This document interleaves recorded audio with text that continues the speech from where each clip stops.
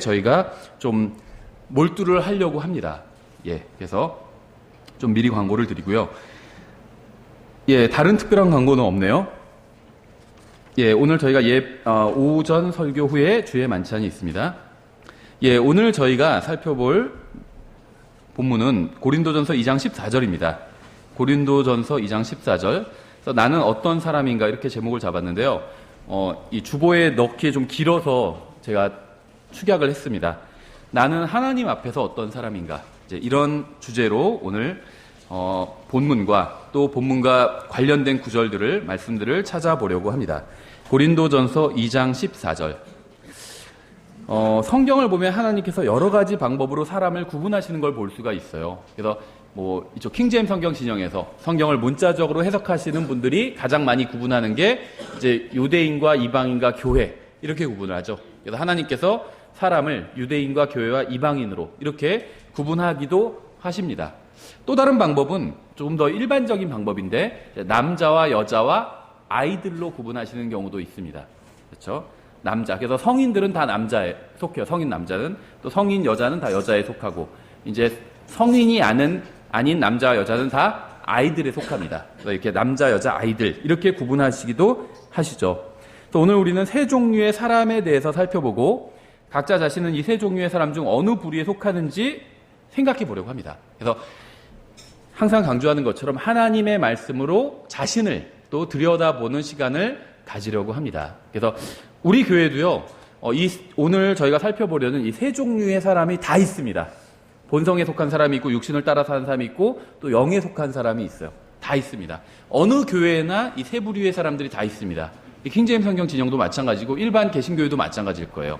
그렇죠. 비율이 좀 다르겠죠. 어디에나 다 있어요. 그래서 하나님께서 사람들을 보실 땐요, 기본적으로 오늘 저희가 구분하는 이 방식으로 보십니다.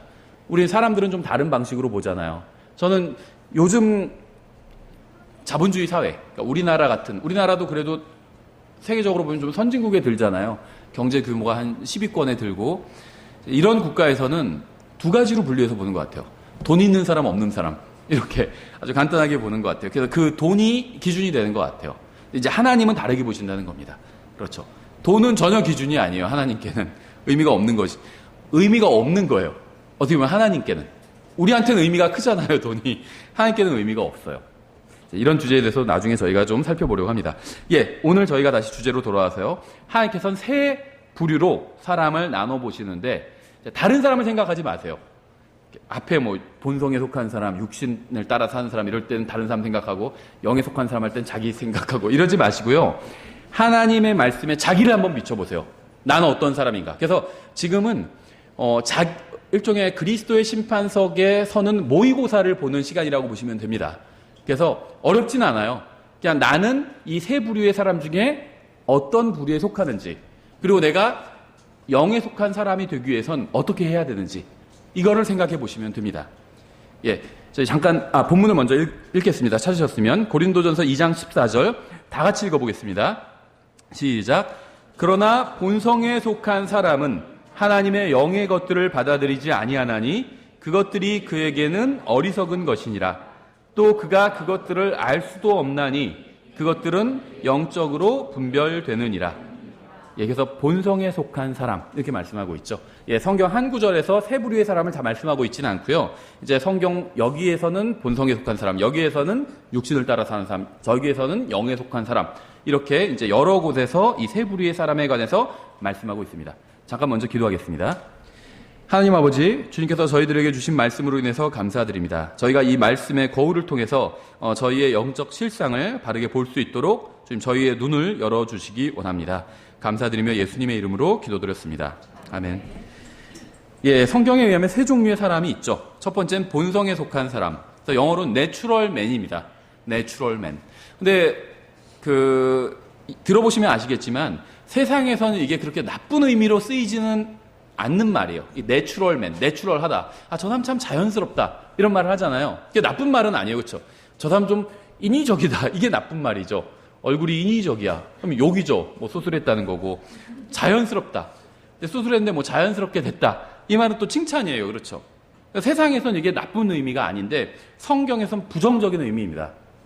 그런 것들이 있어요. 세상에 이 똑같은 단어인데 세상에서는 긍정적이고 성경은 부정적이고 반대로 세상은 부정적인데 성경은 또 긍정적이고 이런 말들도 있어요. 예를 들면 입양, 양자 이런 말은 세상에선 좀 부정적이죠. 옆집 아이가 입양되었대. 그럼 와 부럽다 이러진 않잖아요. 부정적이에요. 그렇죠. 아 불쌍하다 이런 생각이 들죠. 근데 성경에선 긍정적이에요. 또 우리에게 양자 삼으시는 영을 주셨다 이렇게 말씀하고 있잖아요. 예, 그래서 우리가 세상에서 살아갈 땐 또 세상적인 의미로 어떤 단어를 써야 되겠지만 하나님의 말씀을 읽고 이해할 때는 성경에서 이 단어를 어떻게 쓰고 있는지를 제대로 이해하는 게 중요합니다. 여기서 본성에 속한 사람이 있는데 성경에서는 부정적인 의미로 쓰고 있습니다. 두 번째는 육신을 따르는 사람입니다. 그래서 카날맨, 육신적인 사람 이렇게 얘기하기도 하는데요. 육신을 따르는 사람, 우리 성경에 이렇게 되어 있어요. 세 번째는요, 영에 속한 사람입니다. 그래서 spiritual man, 영적인 사람 이렇게 얘기도 하기도 합니다. spiritual man, 영에 속한 사람. 이들 세 부류의 사람들은 성경에 보면 분명하게 구별됩니다. 아주 그 특징이 달라요. 그런데 이제 문제는 뭐냐면 우리가 눈으로 보면 이게 구별되지 않을 수도 있어요. 실제 우리가 다른 사람을 볼 때는 구별되지 않을 수도 있습니다. 근데 분명한 건 뭐냐면 이 세 부류의 사람은 다 특징이 완전히 다르고 완전히 특징이 다른데 왜 우리가 이걸 구별하기가 쉽지 않냐 하면 우리가 어떤 사람을 24시간 동안 따라다니면서 볼 수 있는 건 아니잖아요. 그래서 구별하기가 어렵다는 겁니다. 만약에 우리가 누군가를 24시간 동안 따라다니면서 본다면 구별할 수가 있을 거예요. 그런데 그렇지 못하니까 구별하기가 어렵다는 겁니다. 그러니까 다른 사람이 과연 본성에 속한 사람인지 육신을 따르는 사람인지 영에 속한 사람인지 구분이 잘 안 되는 경우들도 있어요. 그런데 첫 번째는 하나님은 구분을 하실 수 있습니다. 당연히. 하나님은 항상 우리를 보고 계시기 때문에. 두 번째는 나 자신, 본인도 구분할 수 있어요. 본인은 자기가 자기를 알잖아요. 그렇죠? 구분할 수가 있다는 겁니다. 그래서 여러분이 스스로 자신이 이 셋 중에 어디에 구분되는지를, 어디에 속하는지를 반드시 확인해 보셔야 돼요. 하나님의 말씀을 통해서. 이건 굉장히 중요한 문제입니다. 어떤 사람이 본성에 속한 사람이고 또 육신을 따르는 사람이고 또 영에 속한 사람인지 알아보는 것은 그렇게 어렵지는 않습니다. 그래서 성경은 자연적으로 태어난 그대로의 사람을 본성에 속한 사람이라고 말씀하고 있어요. 다시 말하면요, 예수님을 믿어본 적이 없는 사람을 본성에 속한 사람이다 이렇게 얘기하고 있습니다. 예전 성경에선 자연인 이렇게 번역을 했어요. 이것은 태어날 때부터 가지고 있는 아담의 본성만을 가지고 있는 사람을 의미합니다. 그러니까 본성에 속한 사람이 성경에선 구원받지 못한 사람이라는 거예요. 근데 왜 그렇게 부르고 있냐면 아담이 죄를 지을 때 본성이 바뀌게 됩니다. 죄의 본성으로. 그리고 그 후손으로 태어나는 모든 사람들은 아담의 본성을 가지고 태어나게 됩니다. 그래서 제가 여러 번 말씀드린 것처럼 태어난 아기가 처음부터 죄를 가지고 태어난 건 아니죠. 죄를 짓지는 않았어요. 하지만 죄의 본성을 가지고 태어난 겁니다. 그러니까 죄의 본성은 이 죄의 본성, 아담의 본성, 죄의 본성. 우리 성경에서는 한자로 죄라고 표현해요. 죄. 그래서 이 죄라는 것, 아담의 본성이란 건 죄를 만들어내는 공장과 같다고 말씀을 드렸죠. 그 성경에서 죄들, 복수로 얘기하고 있는 것. 죄들은 이제 실제로 우리가 짓는 죄입니다. 그러니까 갓난아기가 태어날 때는 죄들은 없어요. 그렇죠? 죄를 진 적이 없으니까. 하지만 죄의 본성은 가지고 있어요. 죄의 공장은 가지고 있다는 겁니다. 언제든지 공장이 가동되면 죄가 생산되게 되는 거죠. 예, 그래서 본성에 속한 사람을 저희가 먼저 살펴보려고 하는데요. 이 사람은 예수님을 믿은 적이 없는 사람입니다. 그래서 마음속에 죄의 본성만 가지고 있어요. 그렇죠? 에베소서 2장 3절에서도 이 구원받지 못한 사람에 대해서 설명을 하고 있는데요. 지나간 때에는 우리도, 여기서 말하는 우리는 구원받은 사람이죠. 근데 과거에 대해서 얘기해 보는 거예요. 구원받기 전에. 지나간 때에는 우리도 다 그들 가운데서 우리 육신의 욕심 안에서 생활하며 육신과 생각의 욕망을 이루어 다른 사람들과 같이 본래 진노의 자녀들이었으나, 여기 이제 한국말로는 잘 드러나지 않는데요. 여기서 본래라는 말이 were by nature입니다. 똑같아요. natural man이랑 똑같습니다. were by nature. 그래서 원래 자연적으로는 진노의 자녀들이었다는 거예요. 그래서 에베소서 2장 3절에 의하면 본성에 속한 사람은 전적으로 육신의 욕망의 통제를 따르는 사람입니다. 본성에 속한 사람은 오직 육신의 욕망을 따라 사는 사람이에요. 그러니까 자기가 하고 싶은 거 하면서 사는 사람이라는 거예요. 자기 느낌을 따라가는 사람이라는 겁니다. 자신은 영적인 것을 추구한다고 생각하는 그 순간에도 오로지 육신의 욕망만을 따라 산다는 겁니다. 무슨 말이냐면요. 본성에 속한 사람도 때로는 종교를 찾아가요. 하지만 육신의 느낌을 따라 찾아갑니다. 무슨 말이냐면 보통 사람들에게 이제 우리나라의 대표 종교가 3대 종교가 불교, 천주교, 기독교잖아요. 근데 가장 종교다운 것이 외형적인 게 전 천주교라고 생각해요. 또 불교도 그렇고 어떤 불교나 천주교는 종교의 외형을 갖추고 있다고 생각합니다. 그렇죠. 근데 일반적인 이런 교회는 별로 외형, 종교적인 무슨 모습을 가지고 있지는 않아요. 그렇죠. 예를 들면 잘 모르겠지만 예를 들면 영화에서 어떤 사람이 종교적이다라는 거를 드러내기 위해서 그 사람이 저희 교회 같은 교회에 오는 모습을 보여주진 않겠죠. 이해를 못해요, 사람들은. 관객이. 저희 교회 누가 오는 것을 보여준다면 일요일에 그 사람이 저희 교회 오는 걸 보여줘요. 그럼 사람들이 그 사람을 보고 아, 저 사람은 종교적이다 이렇게 생각하기는 어렵겠죠. 별로 종교 같지가 않아요. 솔직히 말하면 사람들 느낌이. 근데 어떤 사람이 천주교 성당 아주 높은 지붕도 높게 돼 있고 막 여러 가지 성화 같은 것도 그려져 있고 성상도 있고 그런 데 가는 것을 보여준다면 사람들은 아, 저 사람은 종교 생활을 하는구나 이렇게 생각할 수가 있겠죠. 그러니까 사람들이 생각하는 종교라는 것이 있어요. 뭔가 막 거룩한 것들이 있고 그렇죠. 그런데 그래서 이제 이 육신에 속한 본성에 속한 사람도 종교적인 성향을 갖고 있다는 겁니다. 근데 이 종교를 찾아갈 때도 자기의 느낌을 따라서 찾아가요. 이것이 진리인지 아닌지 이런 걸 찾아보고 찾아가는 것이 아니라 가보니까 이거는 뭔가 느낌도 좋고 편하고 종교 같다. 이런 걸 느끼는 곳을 찾아간다는 겁니다. 그렇죠. 이게 이제 본성에 속한 사람의 특징이에요. 완전히 자신의 느낌을 따라서 감정을 따라서 찾아간다는 겁니다. 자신이 원하는 것은 무엇이나 그대로 행합니다. 마음이 가는 대로 따라가요. 그래서 본성에 속한 사람을 통제하는 방법은 무력을 동원한 강제력밖에 없어요. 그러니까 본성에 속한 사람은요, 자기가 하고 싶은 걸 다 하는 사람입니다. 유치원에서 아이들을 통제한다고 한번 생각해 보세요. 이게 좋은 말로는 전혀 통제가 되지 않을 수밖에 없어요. 그렇죠. 그러니까 어떤 일은 강제로 시킬 수밖에 없습니다. 그러니까 아이들은 떠들고 싶을 때 떠들고 뛰고 싶을 때 뜁니다. 옆에 있는 다른 아이를 때리고 싶으면 막 때려요. 그러니까 아이들은 본성에 따라서 살기 때문이에요. 그래서 아이들 안에는 스스로를 제어할 수 있는 게 없습니다. 거의. 그렇죠. 아, 내가 얘를 때리면 얘가 참 기분 나빠하겠구나. 이렇게 생각하는 아이 없어요. 때리고 싶으면 때린다는 거죠. 그냥. 그런데 이제 그대로 아무런 외부의 규제를 받지 않고 그대로 성인이 되면요. 성인이 돼서도 마찬가지예요. 막 때리고 싶으면 때리고 그렇게 됩니다. 근데 그렇게 되면 어떻게 되죠? 성인이 되어서는 감옥에 가게 되죠. 그렇죠. 그래서 속도 제한이 있다고 그것을 따르는 게 아니고 규칙이 있다고 따르는 것도 아니에요. 경찰과 감옥과 벌금 이런 게 있어야 따르게 되는 거죠. 법이 없다면 자신이 원하는 것을 마음대로 해버리는 사람이 바로 이제 본성에 속한 사람이고 이 세상 일반적인 구원받지 않은 사람이라는 겁니다. 그래서 본성에 속한 사람은 통제가 되지 않아요. 그래서 이 본성에 속한 사람, 다시 말하면 예수님을 믿고 다시 영이 태어나게 되는데 예수님을 믿어야. 예수님을 믿고 영이 다시 태어나지 않은 사람을 제어하는 방법은 강제적으로 하는 방법밖에 없어요. 그래서 이렇게 하지 않으면 너는 감옥에 보낼 것이다. 이렇게 한다는 거죠. 그런데 구약 성경은 좀 더 강력해요. 감옥에 보내는 게 아니라 이렇게 하지 않으면 너를 돌로 쳐 죽일 것이다. 이렇게 말씀한다는 거죠. 굉장히 강력합니다. 구약 성경은. 그렇죠. 아니면 몇 배를 물어줘라. 이렇게 말씀하고 있다든지. 둘 다 굉장히 강력해요. 제가 봤을 때는. 죽인다고 하는 그 형벌이나 아니면 뭐 4배로 물어주라. 이런 게 있잖아요. 보상을 해주는 게. 굉장히 강력하죠. 그래서 구약 성경을 보시면요. 이 must란 표현이 많이 나와요. 반드시 어떻게 해라. 반드시 어떻게 해라. 이렇게 표현이 많이 나오는데 이 신약 성경을 보면요. 그리스도인들에게 하시는 말씀은 let이라는 표현이 많이 나와요. 무엇을 하라. 이것도 그런 표현이거든요. 근데 좀 강도가 달라요.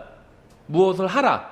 let이라는 표현과 이 must라는 표현은 강도가 많이 다르다는 거죠. must가 훨씬 강력합니다. 신약의 그리스도인들에게 must라고 표현하는 경우도 있지만 let이라고 그냥 무엇을 하라 이렇게 권면하는 것처럼 말씀하시는 것들이 훨씬 많다는 겁니다. 왜냐하면 구약 성도들도 구원받았고 신약 성도들도 구원받았지만 구원받은 방법은 하나님의 은혜로 받았죠. 또 예수님의 피로 죄값이 치러졌습니다. 구약 성도들은 그걸 모르고 구원받은 거고 신약 성도들은 알고 구원받았어요. 구약 성도들은 자기들이 용서를 받았는데 왜 용서받았는지 잘 몰라요. 근데 신약 성도들은 이유를 알아요. 예수님의 피 때문에 내가 죄 용서받았다는 걸 알고 있습니다. 그래서 같이 구원을 받았지만 약간 좀 차이가 있다는 거예요. 근데 이제 가장 큰 차이는 그 구원의 결과인데 구약 성도들도 하나님을 믿고 용서를 구하고 구원받고 나서 지옥에 가지 않습니다. 하늘나라에 가요. 낙원에 가요. 근데 신약 성도들도 구약 성도들과 똑같이 구원받고 나서 지옥에 가지 않고 하늘나라에 낙원에 가는데 거기에 더해서 영이 다시 태어나게 됩니다. 구약 성도들은 영이 다시 태어나지는 않아요. 영이 다시 태어났다는 건 성령님과 하나가 되었다는 겁니다. 새로 성령님께서 나의 영을 낳아주셨다는 거예요. 하나님이 나의 개인적인 아버지가 되었다는 겁니다. 구약 성도들에게 있어서는 하나님이 민족적인 아버지였거든요. 단체로. 근데 신약 성도들에게 하나님이 나 개인의 아버지가 되었다는 거예요. 그 말은 뭐냐면 법적인 것만 아버지가 되었다는 게 아니라 유전적으로도 어떤 의미에서는 같아졌다는 겁니다. 하나님의 성품을 받게 되었어요. 이게 이제 성경에서 말씀하시는 새로운 본성입니다. 그래서 신약 성도들, 예수님의 십자가 대속을 믿고 구원받은 사람들은 옛 본성만, 아담의 본성만 가지고 있는 것이나, 왜 아담의 본성을 가지고 있죠? 아담이 나의 아버지잖아요. 아버지의 아버지고 아버지의 아버지의 아버지고 아버지의 아버지의 아버지의 아버지고 그런 식으로 쭉 올라가면 아담이 있잖아요. 아담의 본성을 물려받은 거예요. 아담이 나의 조상, 아버지이기 때문에. 근데 예수님을 믿고 성령님에 의해서 다시 태어난 사람은 새로운 본성을 갖게 되는데 이 새로운 본성은 하나님으로부터 나온 본성입니다. 하나님께 속한 본성이에요. 완전히 다른 본성입니다. 그렇죠. 그래서 신약에서 성도들에게 권면하는 것과 구약에서 무엇인가를 강제로 명령하시는 것은 이 차원이 다르다는 것. 구약이 훨씬 강력해요. 신약은 좋게 지금 권면을 하는 정도라는 거죠. 유다서 19절에 이렇게 되어 있습니다. 유다서 19절에 이들은 자기를 분리시켜, 구원받지 못한 사람에 대한 설명인데요. 이들은 자기를 분리시키는 자들이며 육체적 감각대로 살고 성령이 없는 자들이니라. 신약시대에 성령이 없는 자들은 구원받지 못한 사람을 의미하거든요. 그런데 구원받지 못한 사람의 특징을 설명하면서 감각대로 산다고 말씀하고 있어요.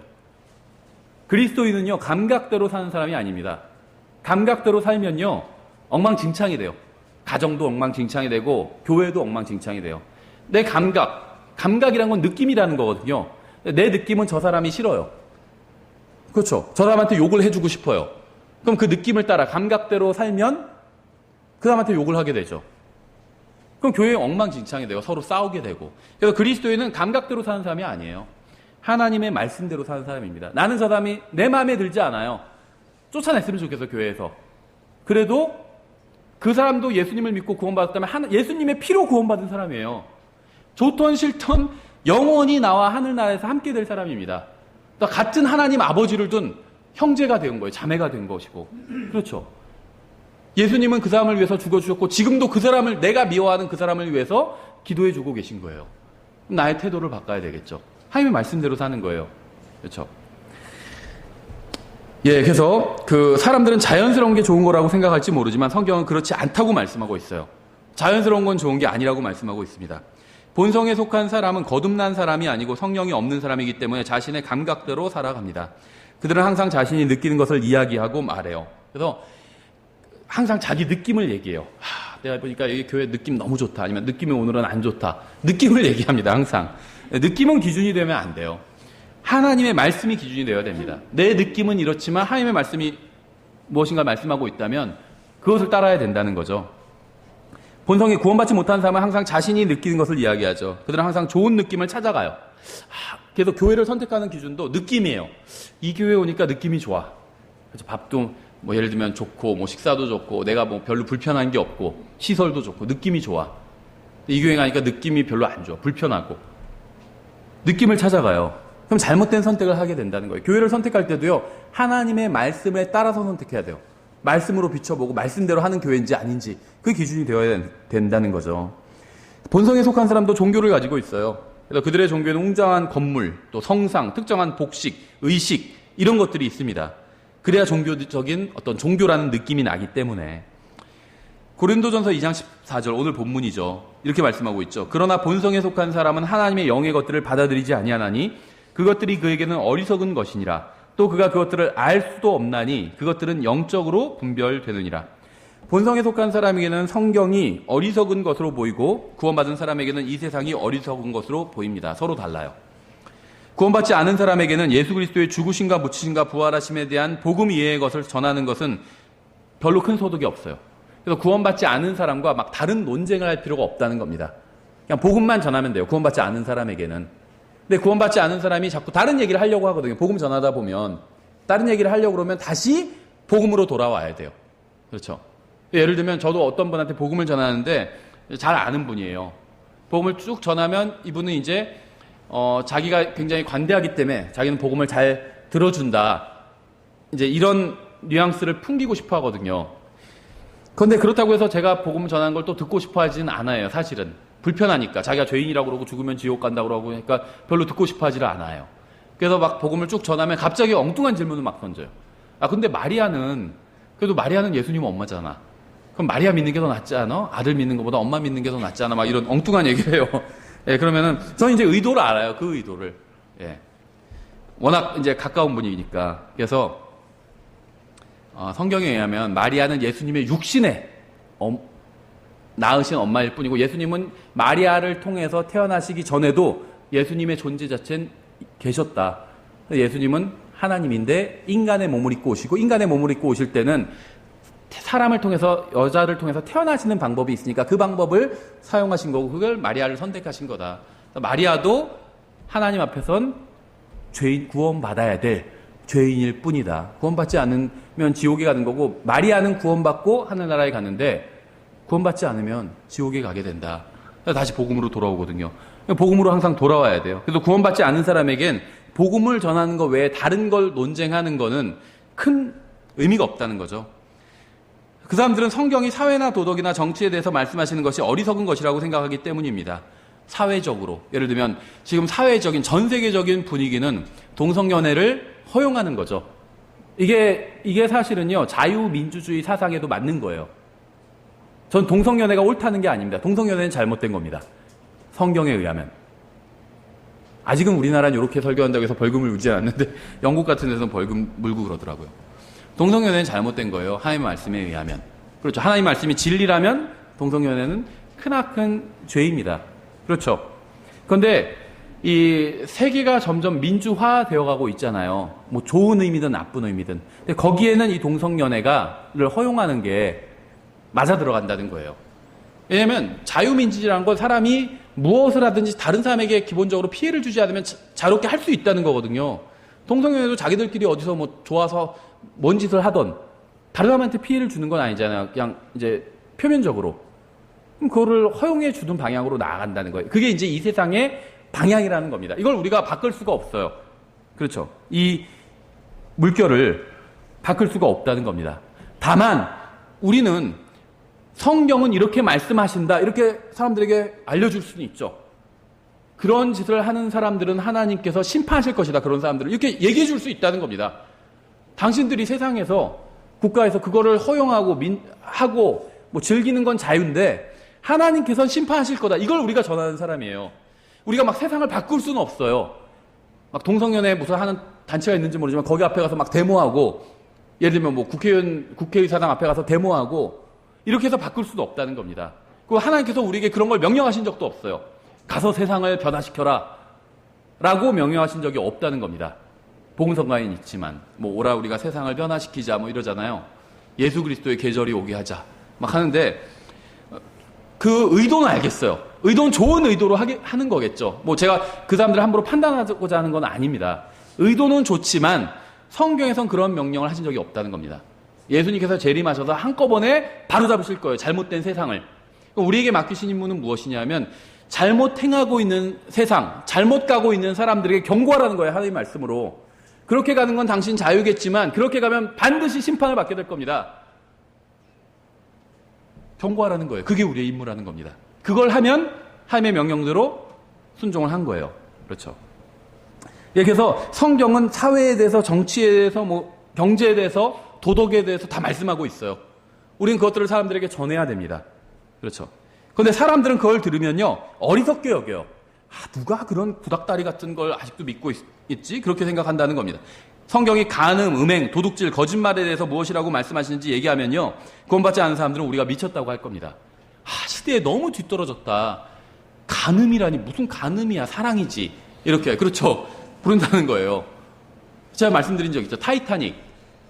아름다운 사랑의 이야기라고 사람들은 생각하거든요. 아름다운 사랑의 이야기라고. 그렇죠? 얼마나 아름다워요. 그것도 아주 잘생긴 남자 주인공과 또 예쁜 여자 주인공이 나오잖아요. 막 거기에 막 빨려 들어가죠. 특히 남자 주인공이 굉장히 잘생겼잖아요. 여자들이 볼 때는 막 그게 심정적으로 이해가 가고 빨려 들어간다는 거예요. 그렇죠? 저런 사람이랑 사랑을 한다면 그건 아름다운 사랑일 거다. 이런 생각이 든다는 거죠. 하나님은요, 그냥 간음이라고 부르고 있어요. 음행이라고. 뭐 다른 말씀을 하시는 게 아니라 그냥 음행, 간음, 간단합니다. 하나님의 판결은. 그렇죠. 그러니까 세상적 기준과 하나님의 말씀은 다르다는 겁니다. 우리는 하나님의 말씀을 전하는 게 우리의 임무라는 거예요. 그런데 그러면 세상 사람들은 받아들이지 못한다는 겁니다. 너무 정말 시대착오적인 그런 생각을 가지고 있다. 이렇게 생각한다는 거예요. 근데 성경은 이미 그렇다고 말씀하고 있어요. 하나님의 진리가 사람들에게는 어리석게 보이고 반대로 우리에게는 이 세상에서 사람들이 하는 것이 어리석게 보이는 겁니다. 그렇죠. 왜냐하면 저렇게 하면 반드시 심판받을 텐데 왜 저러고 있지? 우리는 그렇게 보이는 거죠. 세상 사람들을 봤을 때. 세상 사람들은 왜 하나님의 말씀을 이해하지 못하고 있냐면 거듭나지 않았고 성령님을 소유하지 않았기 때문이에요. 성령님은 하나님의 영이거든요. 하나님의 영을 소유하는 방법은 하나밖에 없어요. 예수 그리스도를 나의 구원자로 받아들이는 겁니다. 이 말의 의미는 뭐냐면요. 예수님을 믿는다. 간단히 우리가 이렇게 얘기하잖아요. 이 말의 의미는 뭐냐면 뭐 종교를 갖는다. 무슨 뭐 교회에 나온다. 교회 회원이 된다. 뭐 세례를 받는다. 침례를 받는다. 이런 게 아니에요. 하나님 앞에서, 사람들 앞에서가 아니라 하나님 앞에서 내가 죄인이라는 걸 시인하는 거예요. 사람들 앞에서 나보다 더 나쁜 사람 많이 있죠. 그렇죠. 저보다 나쁜 사람 많이 있어요. 저보다 훌륭한 사람들도 많이 있고. 그렇죠. 사람들 봤을 땐 그냥 저는 저 자신이 그냥 평균적인 사람이라고 생각해요. 평균보다 약간 좀 떨어질 수는 있지만 하여튼 간에 평균적인 사람이라고 생각해요. 그렇게 나쁜 사람이라는 생각은 안 들어요. 조금 나쁜 점도 있지만 어쨌든 간에 아주 나쁘다 이렇게 생각은 안 들어요. 뭐 누굴 죽인 적은 없거든요. 막 거액에 누구 돈을 훔친 적도 없고 조금은 뺏은 적도 있지만 크게는 한 적이 없다는 거죠. 네. 근데 감옥에서도 다 그런다고 하더라고요. 자기는 정말 다 억울하다고 그러더라고요. 여기 있을 사람이 아니래요, 자기가. 네. 그러니까 사람들과 비교하면 나쁜 것처럼 안 보일 수도 있어요. 왜냐하면 비교할 때 항상 훌륭한 사람, 내가 나쁜 사람일까 좋은 사람일까 누구랑 비교해보지? 뭐 이순신 장군, 세종대왕 이렇게 생각하진 않잖아요. 나쁜 사람들, 뭐 무슨 뭐 살인마, 연쇄살인마 이런 사람 생각해보니까 내가 나쁜 사람 아닌 것 같다 이렇게 생각하는데 성경에서 말씀하시는 죄인이란 건요. 하나님 앞에서 죄인이라는 거예요. 사람들과 비교해서가 아니라. 그래서 모든 사람이 죄를 지어 하나님의 영광에 이르지 못하였더니 그래서 이렇게 말씀하고 있는 거거든요. 죄를 지어서 하나님의 영광, 그 기준에 이르지 못했다는 거예요. 하나님과 비교해 보니까 하나님 앞에 내가 서 보니까 죄인이라는 겁니다. 왜 하나님 앞에 서면 내가 죄인일까요? 하나님께서 나의 모든 걸 아시잖아요. 모든 걸 아시죠. 그래서 사람들 앞에서는요. 나도 그렇게 나쁜 사람 아니야. 뭐 이렇게 얘기할 수도 있고 하지만 하나님 앞에서는 그렇게 얘기할 수 있는 사람이 아무도 없다는 거예요. 저 그렇게 나쁜 사람이 아니에요. 그럼 하나님께서 뭐라고 하실까요? 그래? 그럼 네 인생 한번 플레이 해보자. 그래서 딱 비디오로 예를 들면 떠서 동영상으로 떠서 그걸 공개한다면 어떨까요? 나의 모든 인생을 동영상으로 공개한다면 전 반대하거든요. 네, 이게 하나님 앞에서 죄인이라고 인정한 거예요. 난 죄인 아니다 한 사람은 공개도 됩니다. 할 수 있겠죠. 그럴 수 있는 사람은 아무도 없어요. 그렇죠. 저는 반대예요. 저의 인생을 하나님 앞 동영상으로 다 공개하는 걸 반대합니다. 전 차라리 인정해요. 하나님 앞에서 내가 죄인이라고. 하나님은 아시거든요. 사람들은 잘 모를 수 있어도. 그래서 성경에서 속지 말라. 하나님은 조롱당하지 않는다고 말씀하고 있어요. 속지 않으신대요. 하나님은. 사람은 속일 수 있어도. 그래서 하나님 앞에서 내가 죄인이란 걸 인정하고 하나님께서는 사람들이 모든 사람이 다 죄를 지었다는 걸 알고 있어요. 알고 계세요. 그래서 자신이 직접 인간의 몸을 입고 이 세상에 오셔서 십자가 위에서 죄값을 대신 치러주신 거거든요. 이걸 받아들이는 거예요. 예수님께서 십자가 위에서 죽으신 것이 나의 죄값을 치르기 위해서 죽으셨다는 걸 받아들이는 거예요. 이게 예수님을 믿는 겁니다. 그렇죠. 예수님의 모든 걸 믿을 수가 없어요. 믿으려면 알아야 되잖아요. 예수님께서 영원 뭐 전에 뭘 하셨는지 모르잖아요, 우리는. 그러니까 예수님을 믿는다는 건 뭐냐면 내가 하나님 앞에서 죄인이고 그 죄값을 치르러 지옥에 가야 되는데 예수님께서 십자가 위에서 나의 모든 죄값을 갚아주셨다는 걸 받아들이는 겁니다. 인정하는 거예요. 맞습니다. 나의 죄값을 갚아주셨습니다. 인정하는 거예요. 그러면은 구원받을 수 있는 겁니다. 그러면 하나님의 영께서 내 안에 들어오셔서 다시 새롭게 영을 낳아주시는 거예요. 그래서 옛 본성만 내가 아담의 본성만 가지고 있었는데 구원받은 이후에, 예수님을 믿은 이후에는 새로운 본성, 하나님으로부터 태어난 새로운 본성이 태어난 겁니다. 그래서 구원을 잃어버릴 수가 없는 거예요. 하나님의 진짜 자녀가 된 거예요.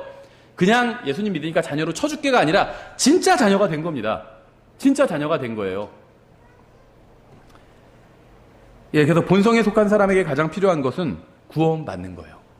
성경에서 사람이 온 세상을 얻고도 자기 자신을 잃어버리거나 버림받게 되면 무슨 소용이 있느냐고 말씀하셨죠. 사람이 원하는 걸 다 얻는다 할지라도 죽어서 지옥에 가면 아무런 소용이 없다는 거예요. 이거보다 더 중요한 일은 없습니다. 이 세상에. 이거보다 더 중요한 일이 있다고 생각하게 하는 것은 그건 속이는 거예요. 마귀가 속이는 것이고 자기 자신이 속이는 것이고 세상이 속이는 겁니다. 야, 그래, 구원받는 것도 중요해. 언젠가 뭐 죽으면은 그 다음에 어딘가 가겠지. 그 문제도 중요하지만 지금 당장은 아니야. 이렇게 속인다는 거예요. 가장 중요한 문제예요. 구원받지 않은 사람에게 있어서 가장 중요한 문제는 구원받는 거예요. 왠지 아세요? 사람은 언제 자기의 생명이 끝날지 아무도 모르기 때문이에요. 나이 순대로 가는 것도 아니에요. 그렇죠? 그 다음에 건강 순대로 가는 것도 아니에요. 가장 허약한 사람 먼저 죽고, 그 다음에 가장 건강한 사람 나중에 죽고, 이런 순서도 아니라는 거. 가장 건강한 사람이 먼저 죽을 수도 있어요. 보장이 없다는 겁니다. 보장이 없다는 거예요. 그래서 이 문제를 해결해야 돼요. 영혼의 문제. 죽으면 그것으로 끝나는 것이 아니거든요. 사람은 행한 것에 대해서 심판을 받게 돼 있어요. 근데 하나님의 심판을 견뎌낼 수 있는 사람은 아무도 없다는 겁니다. 그래서 예수님을 믿고 하나님의 자녀로 태어나야 돼요. 그럼 심판을 받지 않게 되거든요. 영원한 지옥의 형벌의 심판을 받지 않게 된다는 거예요. 이거보다 더 중요한 일은 없습니다. 구원받지 않은 분들에게 있어서. 두 번째는요, 육신을 따르는 사람입니다. 구원받으면 자동으로 변하는 것은 영원한 종착점밖에 없어요. 구원받은 많은 사람들이 착각하고 있어요. 구원받으면 자동적으로 영적인 사람이 되겠지. 신앙이 자동적으로 성장해 가겠지. 이렇게 생각하는데 절대 그렇지 않습니다. 신앙은 절대 자동으로 성장하지 않아요. 예수님을 믿고 구원받으면 변하는 건 내가 죽으면 하늘나라에 간다는 거, 그거 하나밖에 없다는 겁니다. 구원받은 사람은 하늘나라에 가요. 그러나 구원받았다고 해서 자동으로 생각과 행동과 삶이 변하는 것은 아닙니다. 구원받았지만 삶이 전혀 변하지 않은 사람이 바로 육신을 따르는 사람입니다. 그러니까 본성에 속한 사람은 구원받지 않은 사람이에요.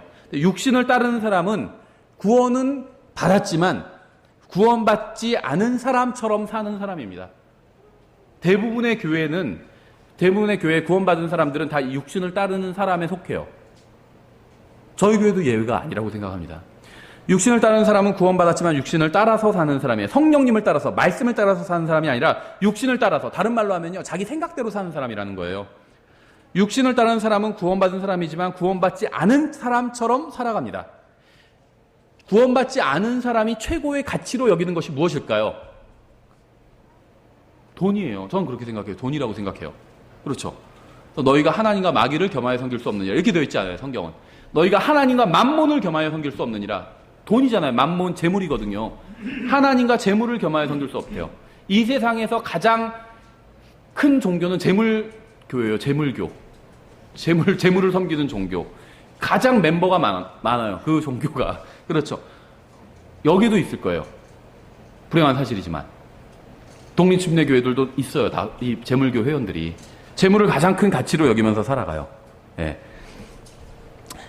그게 이 세상의 방법이거든요. 돈이 기준이에요. 돈이. 오늘날 교회는 구원받지 않은 사람처럼 사는 구원받은 사람들로 가득 차 있어요. 이게 불행한 점입니다. 오늘날. 육신을 따르는 사람은 구원받았지만 구원받지 않은 사람처럼 생각합니다. 육신을 따르는 사람은 분명 구원받은 사람이에요. 그런데 이 세상에서의 삶을 보면 구원받지 않은 사람의 것과 아무런 차이가 없다는 거예요. 앞서 말한 것처럼 구원받았다고 해서 자동으로 달라진 것은 죽어서 가는 목적지밖에 없습니다. 성경은 구원받았으면서도 이 세상 사람들처럼 사는 사람을 육신을 따르는 사람이라고 부르고 있어요. 로마서 8장 5절에 육신을 따르는 자들은 육신의 일들을 생각하거니와 성령을 따르는 자들은 성령의 일들을 생각하나니, 여기서는 육신을 따르는 사람의 특징을 보여주고 있어요. 육신을 따르는 사람이라고 해서 구원받지 않은 사람을 말하는 게 아닙니다. 중요한 것은 구원받고 나서 누구를 따르느냐는 거예요. 무엇을 원하느냐는 겁니다. 무엇을. 결정의 근거가 무엇인가 하는, 이게 중요한 문제라는 거예요. 다음 절 6절에 육신적으로 생각하는 것은 사망이요 영적으로 생각하는 것은 생명과 평안이니라. 그 7절에 육신적인 생각은 하나님의 법에 복종하지 아니할 뿐 아니라, 육신적으로 생각하는 건요, 하나님의 말씀대로 하지 않는다는 겁니다. 참으로 그리할 수도 없으므로 하나님과 원수되는 것이니라. 그런즉 이와 같이 육신 안에 있는 자들은 하나님을 기쁘게 할 수 없느니라. 자기 생각대로 사는 사람은요, 하나님을 기쁘게 할 수 없다는 겁니다. 구원받지 않은 사람은 하나님의 법에 복종하지 않습니다. 복음을 듣고 예수 그리스도를 구원자로 받아들이면 거듭나게 돼요. 다시 태어나게 됩니다. 문제는 이렇게 구원받은 사람도 하나님의 법에 복종하지 않을 수가 있다는 겁니다. 구원은 예수 그리스도만 믿으면 값없이 받습니다. 아무런 행위가 없어도 예수님을 구원자로 믿으면 구원을 받을 수 있어요. 그렇죠. 그런데 하나님의 말씀을 삶의 원칙으로 삼고 그 말씀에 따르지 않는다면 그건 육신을 따르고 있는 거예요. 어떤 사람들은 아예 구원받았으면서 교회에 다니지도 않아요. 왜 그럴까요? 육신을 따르기 때문이에요. 느낌을 따르기 때문에. 교회 갔더니 느낌이 안 좋아. 그냥 혼자 신앙생활 하는 게 낫겠다. 성경 어디에 그렇게 돼 있어요? 같이 무엇을 하라. 이렇게 되어 있죠. 함께 기도하고. 그렇죠. 신앙생활을 함께 하는 거예요. 혼자 할 수 있는 신앙생활은 없습니다. 아예. 교회는 다니지만 자신의 육신을 즐겁게 해주는 교회를 찾는 육신적인 그리스도인들도 있습니다. 육신을 따르는 사람의 특징은 여러 가지로 드러나지만 그 정의는 단순해요. 구원은 받았지만 하나님의 말씀에 복종하지 않는 사람이 바로 육신을 따르는 사람입니다. 구원받지 않은 사람들은 항상 자신의 느낌을 따라 살아요. 구원은 받았지만 육신을 따르는 사람도 자신의 느낌에 따라 살아갑니다. 그러나 영에 속한 사람은 하나님의 말씀대로 살아요. 하나님께서 무엇이라고 말씀하시는지에 관심이 있고 하나님의 말씀을 항상 들으려고 합니다. 육신을 따르는 사람은 자신의 의견을 따라 살고 영에 속한 사람은 하나님의 말씀에 따라 삽니다. 고린도전서 3장 1절에 이렇게 되어 있죠. 형제들아, 내가 영에 속한 자에게 말하는 것 같이 너희에게 할 수 없어서 육신에 속한 자, 곧 그리스도 안에 있는 갓난 아이들에게 말하는 것 같이 하였노라. 그러니까 육신에 속한 사람은 태어나긴 태어났어요. 성장을 못했습니다. 아직. 그래서 갓난 아기와 같다고 말씀하고 있죠. 우리는 어떤 사람이 육신을 따른 사람인지 어떻게 알 수 있을까요? 그 다음 절에 나와 있어요. 특징이. 내가 너희를 젖으로 먹이고 음식으로 하지 아니하였나니 이는 지금까지 너희가 그것을 능히 감당하지 못하였으며 지금도 못하기 때문이라. 한마디로요. 딱딱한 음식, 단단한 음식을 먹지 못하는 사람이 영적 갓난아이고 육신에 속한 사람이다. 이렇게 말씀하고 있는 거예요. 하나님의 말씀의 단단한 음식을 먹지 못하고 젖을 먹는 사람이 육신을 따르는 사람입니다. 그렇다면 하나님의 말씀에서 단단한 음식은 무엇일까요? 예수님의 재림, 천연왕국 휴거, 구약 성도들 구원, 세대주의, 전천년주의 이런 것에 대해 이해하는 것이 단단한 음식을 먹는 걸까요? 그러니까 성경의 어려운 교리를 이해하는 것이 단단한 음식을 먹는 것일까요? 전 그렇지 않다고 생각합니다. 단단한 음식은 소화시키기가 어려운 음식이에요. 소화시키는 게. 그러니까 하나님의 말씀을 소화시킨다는 것은 믿고 그대로 실천하는 거예요. 이해하는 것은 맛만 보는 겁니다. 천년왕국에 대한 거, 휴거에 대한 거, 재림에 대한 거 이건 이해할 수 있어요. 그렇죠. 좋은 설명을 들으면 이해할 수가 있습니다. 이거는 맛을 보는 거예요. 맛보니까 맛있어요. 그렇죠. 와, 내가 이 세상에서 어렵게 살고 있지만 주님께서 공중으로 오시면 들림받아 올라간대. 그날이 언제인지는 알지 못하지만 들림받아 올라간대. 이해하니까 좋아요. 맛이 있는 겁니다. 하나님의 말씀이. 그런데 실천하는 게 이제 소화시키는 거예요. 근데 서로 사랑하라 했는데 너 형제를 네 몸과 같이 사랑하라 했는데 그거는 이해하긴 쉬워요. 맛보긴 쉬워요. 맛보니까 그냥 그렇게 맛있지는 않네. 밍숭밍숭하네. 근데 이게 소화시키긴 어려워. 소화시키고 싶지가 않아요. 뱉어놓고 싶어요. 왜냐면 저 형제를 난 싫어하는데 저 형제를 사랑하래요. 싫은 거예요.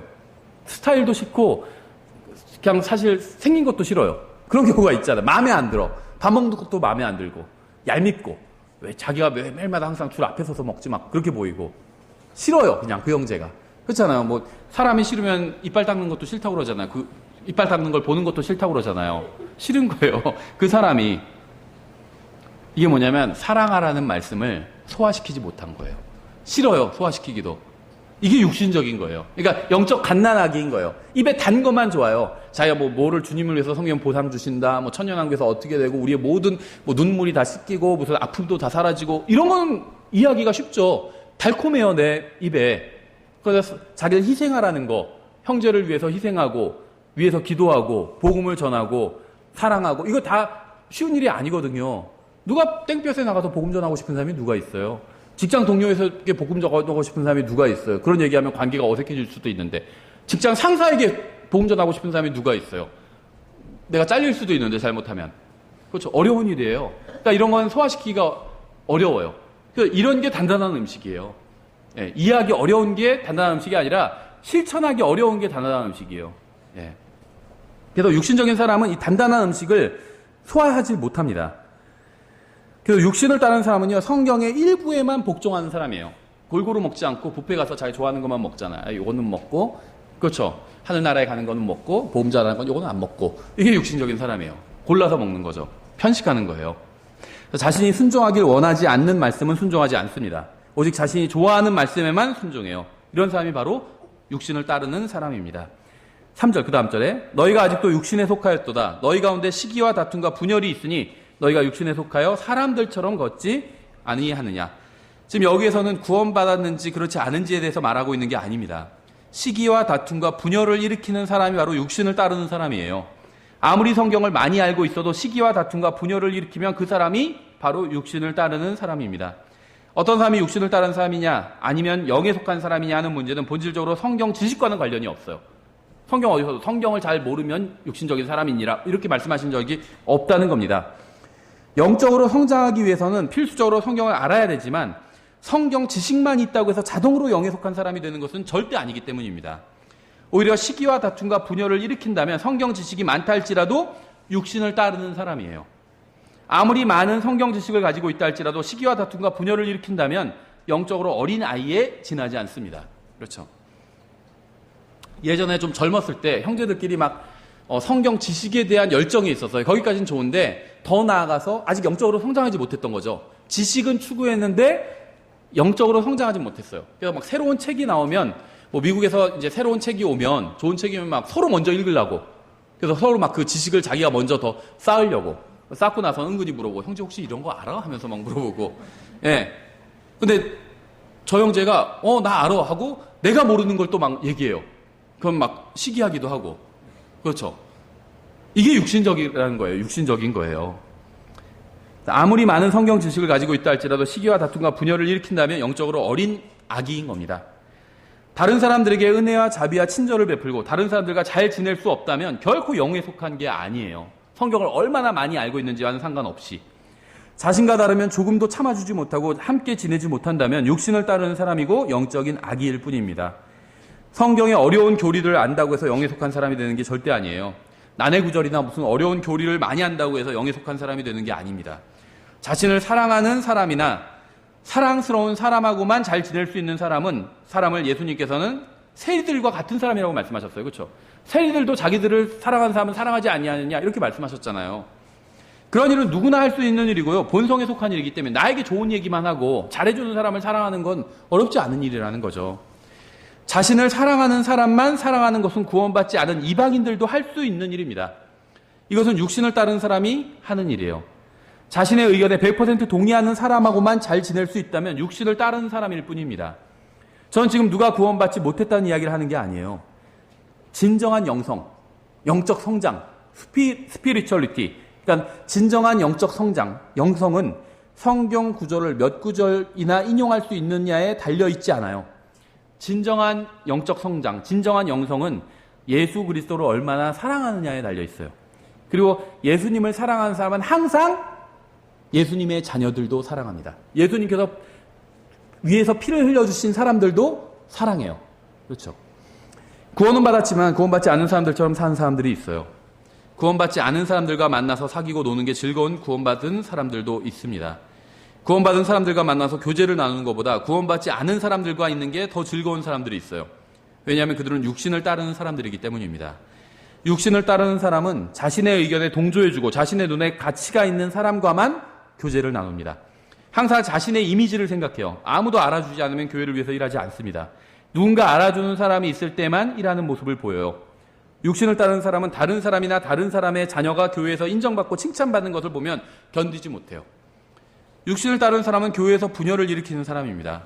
형제들 가운데서 분열을 조장해요. 육신을 따르는 사람은 자신을 망치고 교회를 망치는 사람이에요. 육신을 따르는 사람은 전적으로 자신의 생각과 느낌과 육신을 따르기 때문이에요. 구원은 받았지만 성령을 따르지 않고 하나님의 말씀을 따르지 않는 사람이 육신을 따르는 사람이죠. 육신을 따르는 사람은 다른 형제를 용서하지 못하고 이기적이고 자아중심적이고 교회에 분열을 가져옵니다. 자신은 너무 영적이기 때문에 다른 사람들과 교제가 되지 않는다고 생각하는 사람이 바로 육신적인 사람이에요. 영적인 사람은요, 다 교제가 돼요. 생각해보세요. 예수님께서 이 세상에 오셔서 어떻게 사람들과 교제를 나누시겠겠어요? 영적인 격차가 말할 수 없이 큰데. 영적인 사람은요, 받아줘요. 그렇죠? 그러니까 어른과 아이는 잘 지낼 수가 있어요. 싸우지 않아요. 그렇죠?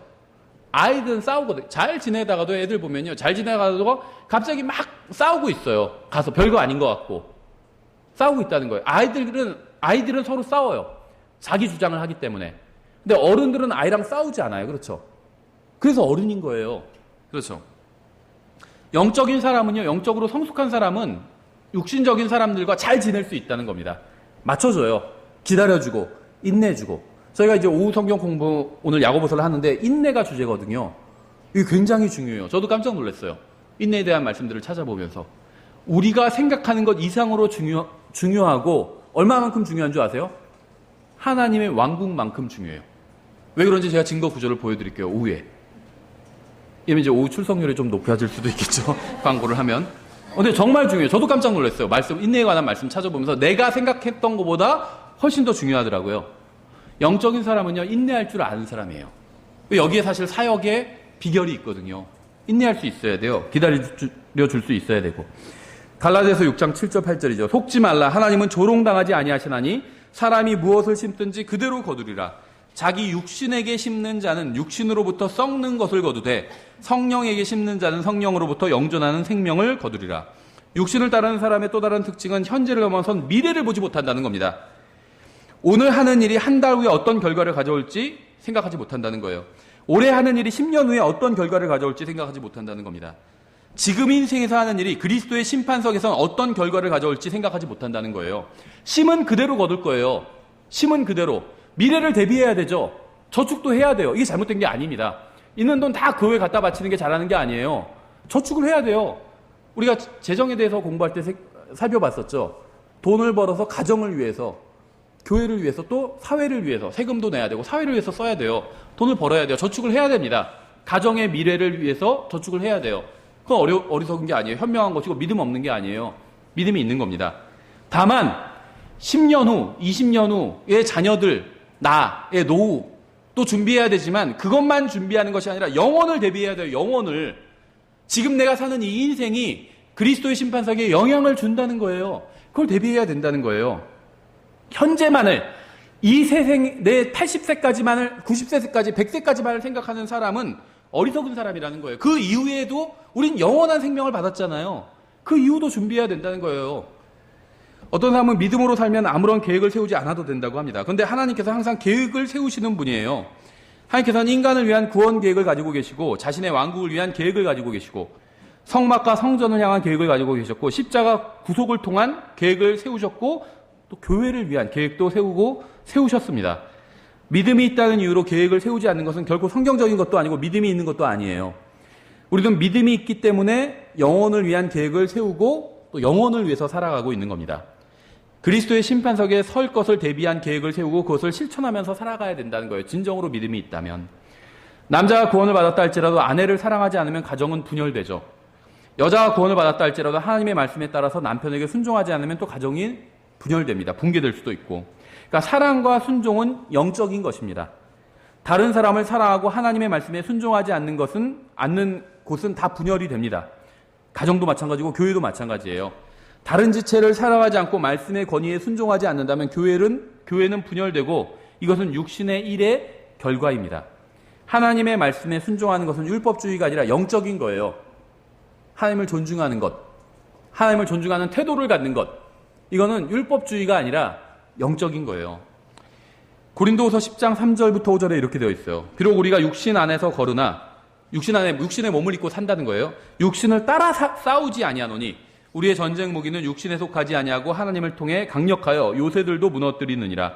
우리는 상상하는 것과 또 하나님을 아는 지식을 대적하여 스스로를 높이는 모든 높은 것을 무너뜨리고 모든 생각을 사로잡아 그리스도께 순종하게 하며 육신 안에 있는 것은 잘못이 아니지만 육신을 따르는 것은 잘못입니다. 세상에서 살고 있죠. 이건 잘못이 아니에요. 근데 세상을 따라 사는 것은 잘못이라는 거죠. 육신을 따른 사람의 특징은 혈과 육에 대항해서 싸운다는 거예요. 사람과 싸우려고 그래요. 저 자매, 저 형제랑 싸우려고 한다는 거죠. 에베소서 6장 12절에서는 우리는 살과 피와 맞붙어 싸우지 아니하고 정사들과 권능들과 이 세상 어둠의 치리자들과 높은 처소들에 있는 영적 사악함과 맞붙어 싸우느니라고 말씀하고 있어요. 우리는 특정한 사람과 싸우지 않습니다. 특정한 자매, 특정한 형제와 싸우지 않아요. 우리의 적은 영적으로 사악한 세력들이에요. 우리는 영적 전쟁을 하는 것이지 육신적이거나 물리적인 전쟁을 하는 게 아닙니다. 육신을 따르는 사람은 낙태 반대 운동이나 폭력 추방 운동, 정치 쇄신 운동 이런 건 하지만 직장 동료에게 어떻게 하면 거듭나고 구원받는지는 말해주지 않아요. 육신을 따르는 사람은 자신의 재산을 증식시키고 재산을 늘리고 이 세상에서 안락한 삶을 사는 데는 관심을 갖고 시간을 쓰지만 사람들을 예수 그리스도께로 인도하는 일은 하지 않아요. 그런 일엔 시간을 쓰지 않아요.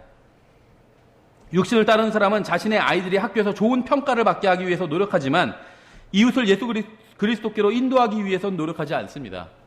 육신을 따르는 사람들은요, 아이들이 국어, 영어, 수학 이런 걸 잘하기를 원하지만, 이런 걸 잘 알기를 원하지만 하나님의 말씀을 잘 알기를 원하지는 않는다는 거예요.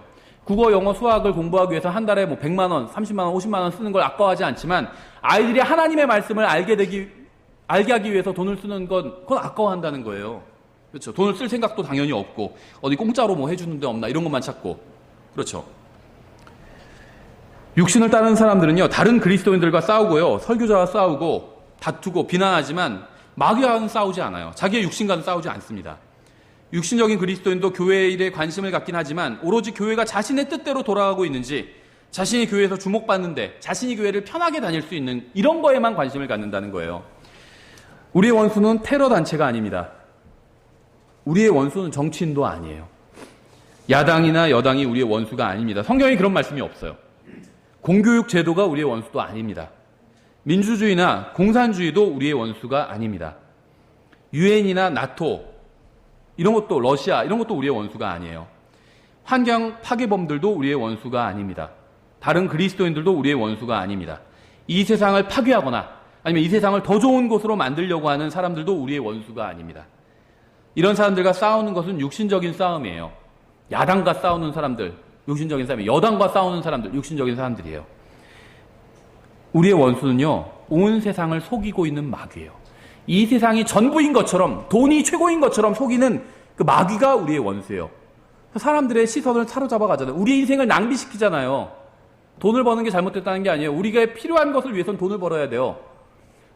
필요한 것을 넘어서서 돈을 벌려고 하는 것은 욕심이라는 거죠.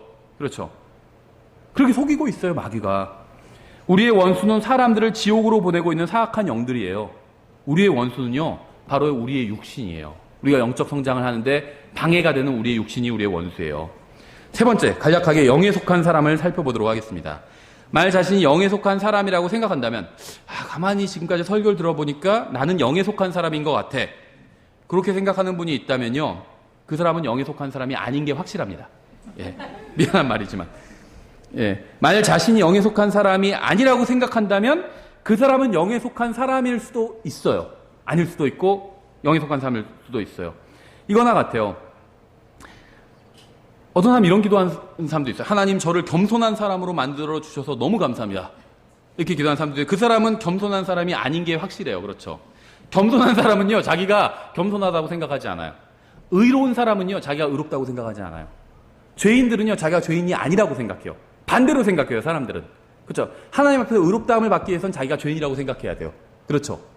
예, 자기가 겸손하다 이렇게 생각하는 사람은 겸손한 사람이 아니에요. 내가 영적이다 생각하는 사람은요, 거의 다 영적인 사람이 아닙니다. 정말 영적인 사람은 어떤 고백을 하는 줄 아세요? 사도 바울이 처음 구원받고 나서 그다음에 영적으로 막 성장해 나가잖아요. 그래서 완숙한 사역자가 되었어요. 이제 주님께로 갈 날이 멀지 않았어요. 달려갈 길을 거의 다 마쳤어요. 그런 상황에서 어떤 고백을 하는 줄 아세요? 과거에 자기가 죄인들 중에 우두머리였다 이렇게 고백하는 게 아니라 지금 현재 죄인들 중에 우두머리라고 고백하고 있는 거예요. 왜 그런 고백을 하는지 아세요? 실제 하나님 앞에서 가장 극심한 죄인이 사도 바울이다 이런 얘기를 하고 있는 게 아닙니다. 성경은. 거울을 보니까 자기가 보여요. 근데 너무나도 추악한 죄인이 보이는 거예요. 아직도. 구원받고 오래 지났는데도 너무나도 추악해요. 그래서 자기는 죄인이구나. 하나님 앞에서 지금도 구원받은 지 몇십 년이 지났고 열심히 하나님 위해서 살았다고 생각했지만 아직도 추악한 모습이구나. 하나님의 말씀과 비교해 보니까 추악한 거예요. 그 사람은 하나님 앞에서 의롭다함을 받을 수가 있겠죠. 거울 보니까 내가 너무나도 깨끗해. 이 사람은 아직 멀은 거예요. 예, 고린도전서 2장 11절에부터 13절. 사람의 것들을 사람의 속에 있는 사람의 영 외에 누가 알리오? 이와 같이 하나님의 것들도 하나님의 영 외에는 아무도 알지 못하느니라. 이제 우리가 세상의 영을 믿지 아니하고 하나님으로부터 난 영을 받았으니 이것은 우리가 하나님께서 우리에게 값없이 주신 것들을 알게 하려 함이라. 또한 우리가 그것들을 말하되 사람의 지혜가 가르치는 말로 하지 아니하고 성령님께서 가르치시는 말로 하나니 곧 영적인 것들은 영적인 것으로 비교하느니라. 여기서 말하는 영적인 것은 성경을 말해요. 왜냐하면 그 앞에서 성령님께서 가르치시는 말이라고 하고 있잖아요. 15절 오직 영에 속한 사람은 모든 것을 판단하나 그 자신은 아무에게도 판단을 받지 아니하느니라.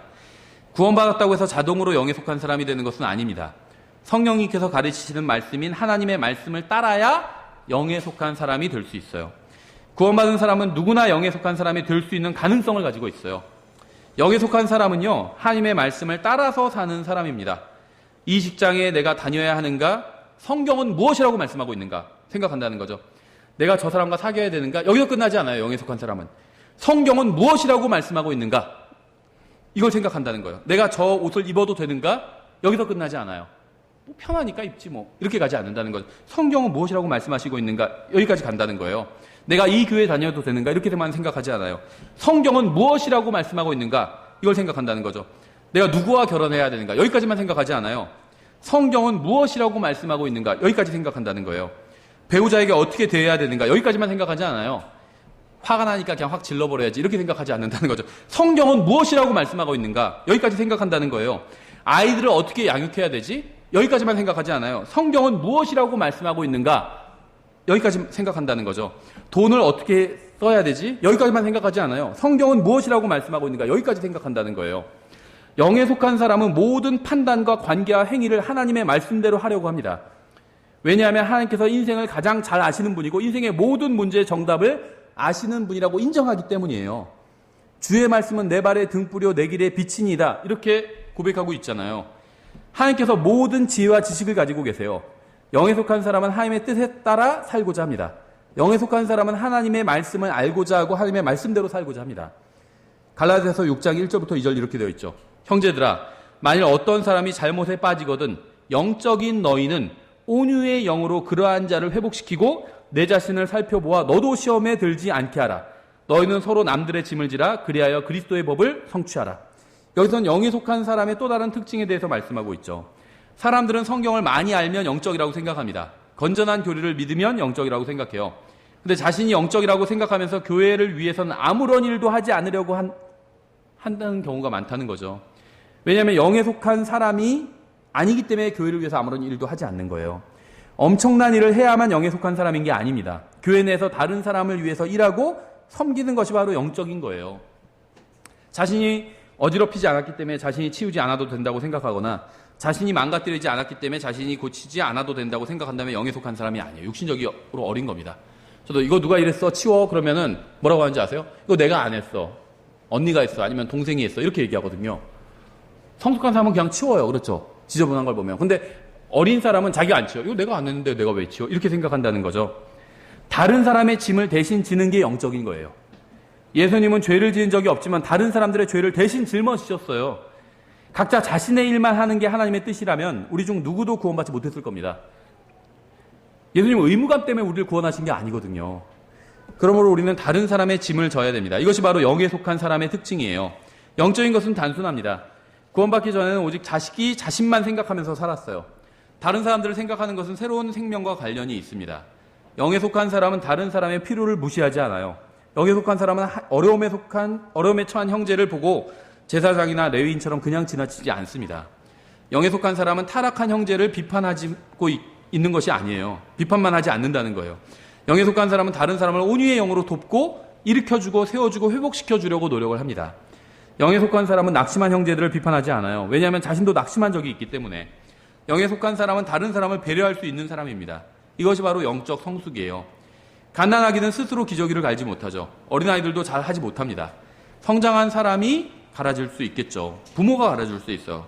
다른 사람들을 섬기고 배려하고 친절을 베풀고 도와주는 사람이 영에 속한 사람이에요. 만약 자기 자신만 생각하는 사람이 있다면 그 사람은 육신을 따르는 사람입니다. 그러나 다른 사람들을 생각하면서 염려하고 도와주려는 사람이 있다면 성령님께서는 그 사람 안에서 그 사람을 통해서 역사하실 거예요. 로마서 8장 6절 이렇게 되어 있죠. 육신적으로 생각하는 것은 사망이요 영적으로 생각하는 것은 생명과 평안이니라. 이 말씀은 구원받지 못한 사람들에게 하시는 말씀이 아니라 구원받은 사람들에게 하시는 말씀이에요. 죄는 죽음을 가져옵니다. 육신적으로 살면 죽음이 와요. 그러나 영적으로 살면 생명과 평안이 옵니다. 우리는 하나님께서 주신 평안을 누려야 하고 주님과 친밀한 교제를 나눠야 돼요. 영에 속한 사람은 다른 형제나 자매들과 교제를 나누고 평화롭게 지냅니다. 우리가 신앙생활을 하는 것은 영원한 집으로 가는 길을 걷고 있는 거예요. 영에 속한 사람은 이 길을 다른 그리스도인들과 함께 평화롭게 걸으면서 여행을 즐깁니다. 하나님의 말씀은 기쁨을 줘요. 기도는 마음에 평안을 주죠. 그 기도를 잘한 거예요. 마음이 평화로워지는 게. 하나님께서 우리에게 베풀어 주신 큰 은혜를 아는 사람에게는 무엇인가를 억지로 하도록 강요할 필요가 없어요. 저도 이게 최종 목표거든요. 저는 지금 저의 모습에, 또 우리 교회 모습에 저는 사실 만족하고 있지 않아요. 제가 원하는 것은요, 사람들을 막 강조하고 막 협박하고 그러지 않아도 자발적으로 하나님을 섬기게 되는 거예요, 사람들이. 그렇죠. 근데 이제 이걸 잘 못하면 목사로서 인도를 해줘야 되겠죠. 경고하고 가르치고 책망하고 권면하고 이런 일을 해야 되겠죠. 구원받는 것도 중요하지만 그보다 더 중요한 것, 구원받은 사람에게 있어서는요, 그 구원을 누리는 것도 중요합니다. 성령의 열매를 생각해 보세요. 하나님의 말씀을 따라 걸으면 자연스럽게 그 열매를 맺게 됩니다. 그러나 성령의 열매는 사랑과 기쁨과 화평과 오래 참음과 부드러움과 선함과 믿음과 온유와 절제니 이 같은 것을 대적할 법이 없느니라. 다른 사람들을 사랑하고 기쁨과 화평과 오래 참음으로 대하고 부드러움과 선함으로 대해 주십시오. 하나님의 말씀을 믿고 다른 사람들을 온유와 절제로 한번 대해 보세요. 여러분이 이렇게 하고자 하는 마음을 가지고 있다면 하나님께서는 여러분이 이렇게 할 수 있도록 도와주실 겁니다. 육신을 따르는 사람은 이러한 마음조차 가지고 있지 않아요. 만일 여러분이 영에 속한 사람이라면 어느 누가 어떤 식으로 여러분을 대해도 여러분의 반응은 항상 영적일 겁니다. 사람들은 예수님을 육신적으로 대했죠. 예수님은 항상 영적으로 대해 주셨어요.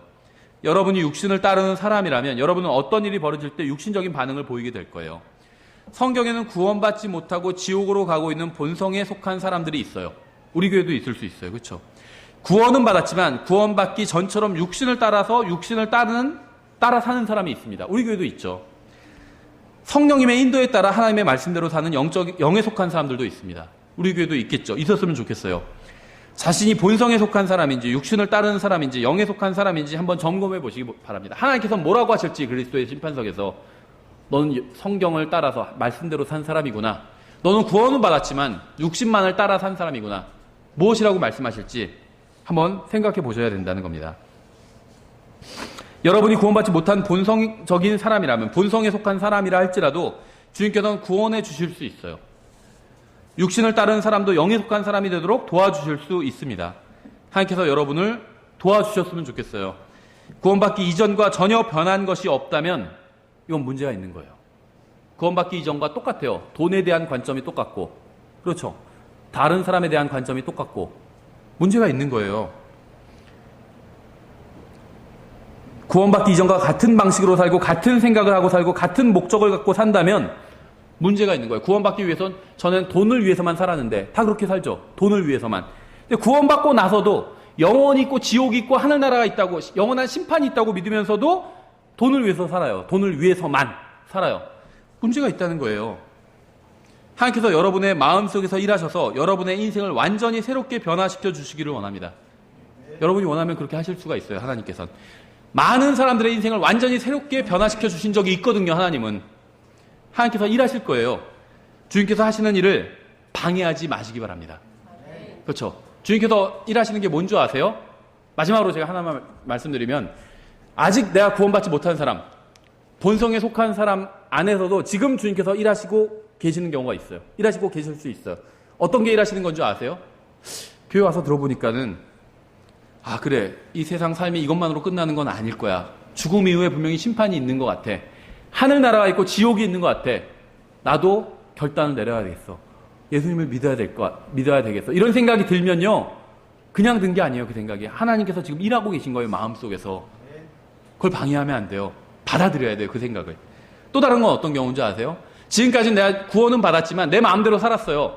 돈만을 위해서 살았습니다. 그런데 이렇게 살면 안 될 것 같아. 이제는 정말 하나님의 말씀대로, 돈이 기준이 아니라 하나님의 말씀이 기준대로 하나님의 말씀을 따라서 살아야겠어. 이런 생각이 들면 그것도 성령님께서 지금 일하고 계신 거예요. 받아들여야 돼요. 그렇게 해야 돼요. 성령님께서 일하시도록 해야 됩니다. 예, 여기까지 저희가 말씀을 보고 마치겠습니다.